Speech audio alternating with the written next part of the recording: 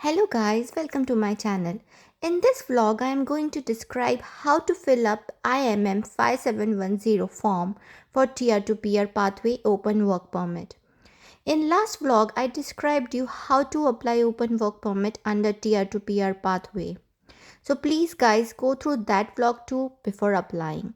Before that, do not forget to subscribe, like and share my channel. So let's see how to fill up the form. So guys, first write your UCI number and after that आपको जो भी language में service चाहिए वो आपको select करना है, English और French. Then this is the main important portion कि यहाँ पे आपको क्या सिलेक्ट करना है. So if you are applying for an extension of work permit तो आपको apply for a work permit with the same employer करना है. And if you are applying work permit for the first time तो आपको select करना है apply for a work permit for the first time with a new employer. फिर अगर आपका work permit expire हो चुका है and you are then applying for open work permit extension, आपको वापस चाहिए तो restore my status as a worker करना है. But make sure if your work permit is not expired yet and it is like 4 months before आप apply कर रहे हैं तो don't select restore my status as a worker, because फिर आप जब सबमिट करना चाहेंगे तो आपको पोर्टल में वो एक्सेप्ट नहीं करेंगे and you have to come again and re edit your form. तो वो ध्यान रखना है कि अगर आपका वर्क परमिट अभी जो रीसेंट वाला है वो वैलिड है, so just select apply for a work permit with the same employer और new employer, whatever it's your situation. Then write your family name, given name as per your passport. फिर अगर आपका कोई other name है तो yes और no आप अपने अकॉर्डिंग सेलेक्ट कर सकते हैं. I will say no. Gender select करिए. Then write your date of birth.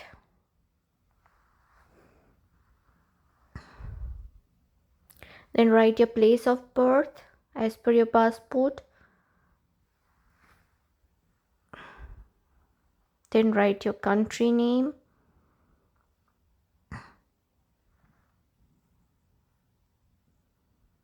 Select your citizenship, कहाँ की है आपकी सिटीजनशिप वो आपको सेलेक्ट करनी है. देन करंट कंट्री, तो जहाँ पे आप अभी रहते हैं वो लिखना है एंड आपका स्टेटस लिखना है. एंड फ्रॉम एंड टू, जो भी आपका वर्कर जो आपका वैलिड परमिट में लिखा हुआ है सेम एज इट इज़ हमें वो लिखना है. अगर आपका वर्क परमिट अभी है तो उसमें जिस तरह से आपका स्टार्ट हुआ है वहाँ से स्टार्ट करके एंड डेट आपको मेंशन करनी है.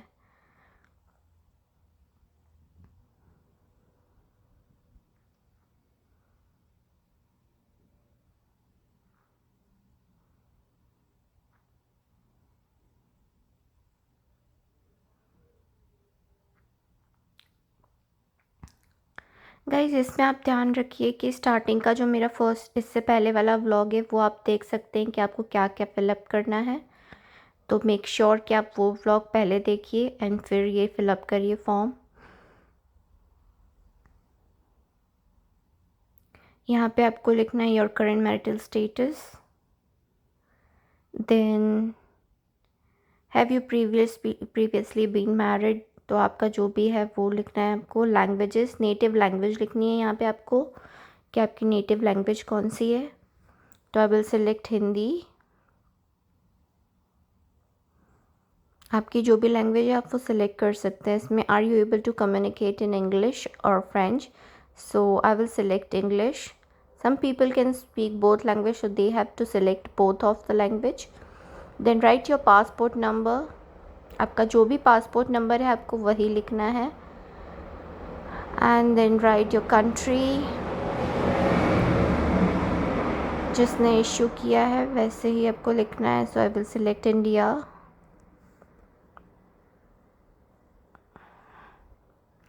then I will write issue date and expiry date. तो आप अपना पासपोर्ट देखकर आप एग्जैक्टली लिखिए.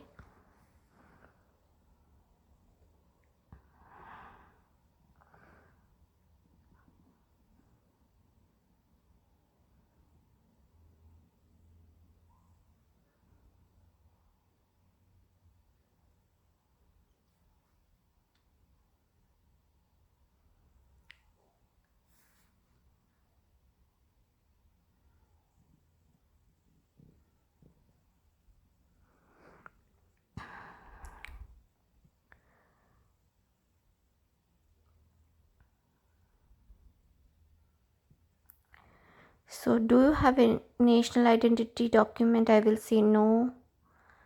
USPR कार्ड है? No. Then your contact information यहाँ की लिखनी है आपको. इसमें कॉन्टैक्ट इन्फॉर्मेशन यहाँ पे आप कनाडा में कहाँ रहते हैं वो सारा आना चाहिए, because you are filling this form that is as an inland. Like आप आप कनाडा में हो, आप वही सबमिट कर रहे हो. Then Toronto, then Ontario. अब आप अपना पोस्टल कोड लिखिए इधर.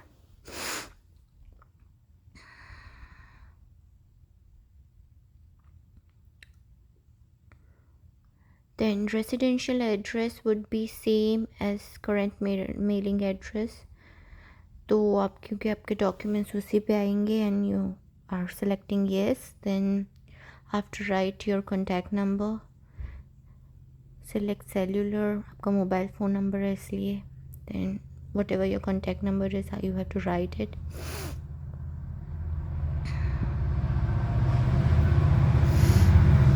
Then आपको ऑल्टरनेटिव टेलीफोन नंबर लिखना है तो आप लिख सकते हैं, डिपेंड्स ऑन यू.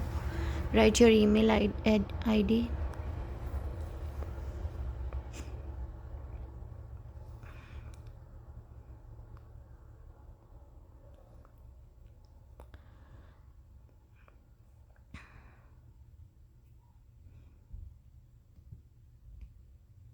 देन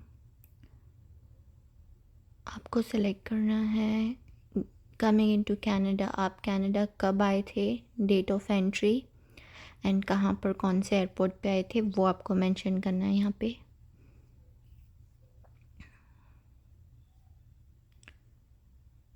मैंने टोरंटो पियर्सन एयरपोर्ट लिखा है.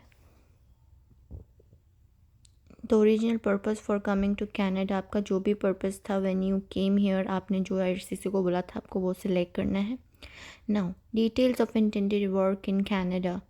तो ये बहुत मोस्ट इम्पॉर्टेंट पार्ट है कि यहाँ पे हमें बहुत ध्यान से सब सेलेक्ट करना है. That you are selecting open work permit over year. तो यहाँ पे आपको लिखना है नेम ऑफ एम्प्लॉयर, ये सब आपको लिखना है तो आप लिख सकते हैं, नहीं लिखना है तो depends on you. I am not writing anything. Even if you are writing you will get open work permit. तो ऐसा कुछ नहीं है कि अगर आपने लिखा तो आप दूसरी जॉब नहीं चेंज कर सकते. You can do it but I am not writing. अगर आपको लिखना है तो आप लिख सकते हैं. So this is the most important part. My occupation in Canada will be. यहाँ पे आपको अपना TR to PR का डिटेल्स देना है इस फॉर्म में कि yes I submitted my form in TR to PR. So that's why I am writing my occupation in Canada will be TR to PR pathway public policy open work permit. यहाँ पे आपको job title में लिखना है. And you IRCC ने अपनी website पे भी ये मेंशन किया है कि हमें इसी तरह से लिखना है. जैसे कि देखिए इसमें लिखा हुआ है in box 4 you have to write job title and brief description of your duties. So enter TR to PR pathway public policy open work permit in the job title section and enter the name of PR stream. आपने जो भी stream में apply किया है you have to write that in brief description of duties. तो अगर आपने health care में अप्लाई किया है तो आप वैसे करिए. एसेंशियल नॉन हेल्थ केयर में किया है तो वैसे करिए. इंटरनेशनल ग्रेजुएट में किया है तो वैसे करिए. ठीक है, तो वो आपको ब्रीफ डिस्क्रिप्शन ऑफ ड्यूटीज़ में लिखना है. Then duration of expected employment. तो उसमें यहाँ पे आपको अभी की डेट से लेकर आपको लिखना है December 31, 2022. क्योंकि IRCC ने बोला है कि हम सिर्फ 2022 दिसंबर तक ही वर्क परमिट देंगे, ओपन वर्क परमिट, जिन्होंने TR to PR में अप्लाई किया है. So you have to write accordingly the date that is 2022 December 31. Then have you been issued a certificate in the provincial nominee? तो yes करिए, नहीं तो no करिए. ठीक है, डिपेंड ऑन यू. एजुकेशन, यहाँ पे आपको अपना एजुकेशन लिखना है. आपने यहाँ पे कनाडा में अगर पढ़ाई करी है या आपकी जो भी हाईएस्ट लेवल ऑफ एजुकेशन आपको इंडिया में भी हो या कहीं पे भी हो, आपको जो भी मेंशन करना आप कर सकते हैं. गाइज़ मेरा इससे पहले वाला व्लॉग ज़रूर देखिए जिसमें मैंने एक्सप्लेन किया है कि आप आप आगे स्टार्टिंग में after logging into GCK how can you apply your open work permit by your own, तो उसमें क्वेश्चनर्स के आंसर्स कैसे देने and how you have to proceed your application, तो वो ज़रूर देखना आप।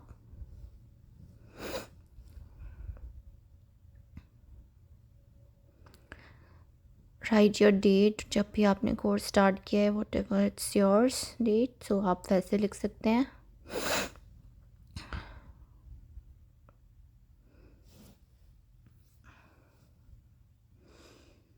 एंड राइट योर सिटी जहाँ पे आपने एजुकेशन लिया, राइट योर कंट्री जहाँ पे आपने एजुकेशन लिया, तो मैं कनाडा सेलेक्ट करूँगी। And then you have to write about employment, आप यहाँ पे कौन सी जॉब कर रहे हैं, करंट एक्टिविटी आपकी जो भी है वो आपको लिखना है, वो मेंशन करना है। तो मैं आपको अपने एज्यूम करके बता रही हूँ सिर्फ क्या लिखना है, आपको अपना लिखना है। जैसे कि मैं अभी करंट पोजीशन पे वर्क कर रही हूँ तो मैं करंट पोजीशन लिखूँगी,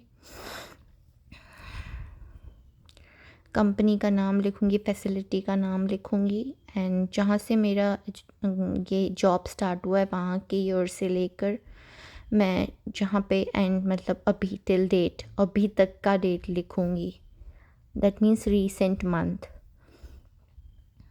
so don't be confuse about it, आपको जिस डेट को जब जिस मंथ में आप अप्लाई कर रहे हैं उसी मंथ तक आपको टू लिखना है। And right Ontario,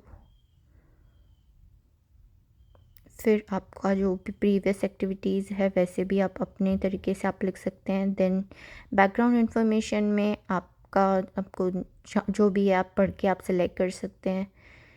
so I will say no in everything.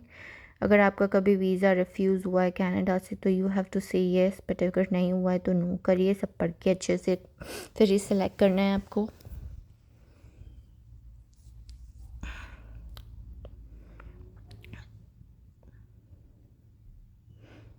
Okay, no, then any military, no, or you have been member, say no.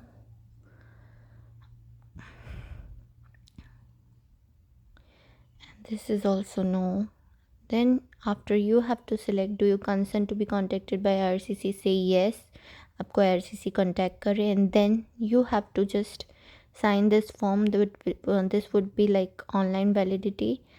आपको कोई भी स्कैन करके सिग्नेचर करने की ज़रूरत नहीं है। जब आप ये फॉर्म सबमिट करेंगे एंड ऑफ द टाइम आपको ऑनलाइन सिग्नेचर करनी रहेगी।